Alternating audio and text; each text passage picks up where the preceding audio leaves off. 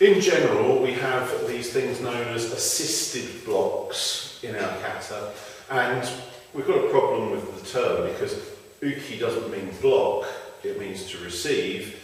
So we've got an assisted receiver, so morote, and we see it in different forms, don't we? There are different places where the hand can be assisting. So you get something like this, something like this, something like this, and they're all assisting blocks in the common terminology. So what we want to do is have something that we can do with that. Instead of believing that there's a punch coming in here and that this wasn't strong enough to move it, so I needed this hand to add to it, because actually if I punch myself in the elbow, my arm will fold and therefore enable the person who's striking at me. We need to have something else. And the simplest thing that we can do with any of our kata moves is to strike.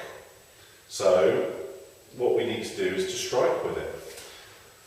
Looking at this posture, the most sort of common morote uki, we can say that it looks a lot like a guard position.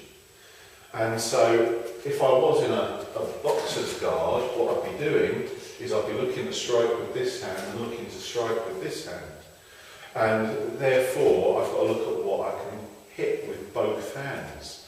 Now what we might want to do is to take his guard with one to enable us to strike with the other. And if you look at the final position, it sort of looks like that. And if it looks like that, it probably is that. It probably does that. So if we're at this sort of range, then I might use the opposite way around, strike here and hit with this one. And again, that just looks like the same thing, doesn't it? It looks like doing your morote uki. Then the other layer of that is that when we're in a little bit tighter, I might use that to bring him in and this to strike. Essentially the same thing, but even if he's adhering to you, if he's got a grab, then we're going to use it to turn the opponent and get a little bit of access.